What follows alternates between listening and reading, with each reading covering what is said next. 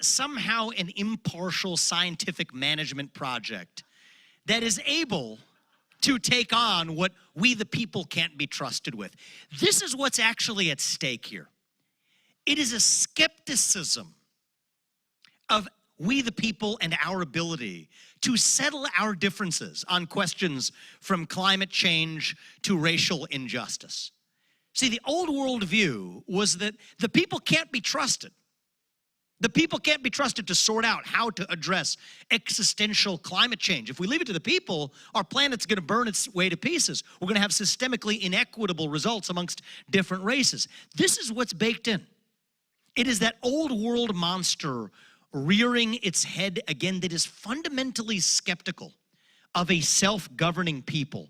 But what we actually have in this country is a constitution that in Article 2 of the Constitution clearly states that the executive power shall be vested in a president of the United States. And the person whom we elect to run that executive branch, the U.S. president, must actually once again be the person who actually runs that executive branch of government.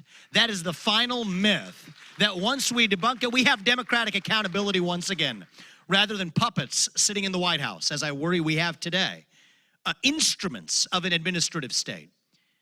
So the question is, how do we then, on the back of having debunked these myths, how do we actually proceed step by step to taking on and dismantling that administrative state?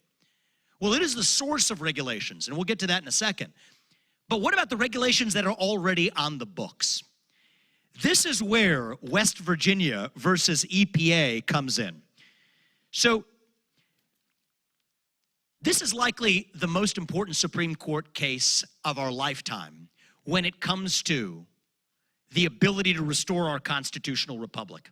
What the Supreme Court held here is that there are certain major policy questions. This is called the major questions doctrine, that have to be decided by publicly elected representatives, those who serve in Congress and those who serve in the U.S. Senate. These questions cannot be delegated without express congressional authority to third-party administrative agencies. So here, there was a Clean Power Plan perpetuated by the Obama administration that came from the EPA that restricted what coal industry participants could and couldn't do. And the reason they found that violated the major questions doctrine, this is really important, is that that would on net result in about $2,000 of added expense per American family. And that was a sufficiently major impact on the economy that it violated the ability of the administrative state to actually do it. Well, that was an outstanding decision, well argued from the current court, which I give the prior Republican president, President Trump, immense credit for giving us a court that came to the right place on this question. But now we have to take that to the next level. If those regulations in the Clean Power Plan were unconstitutional, then that quite literally means that most federal regulations, I don't use that colloquially, I mean that literally, a majority, quite likely an overwhelming majority of current federal regulations are unconstitutional under current law in the United States of America.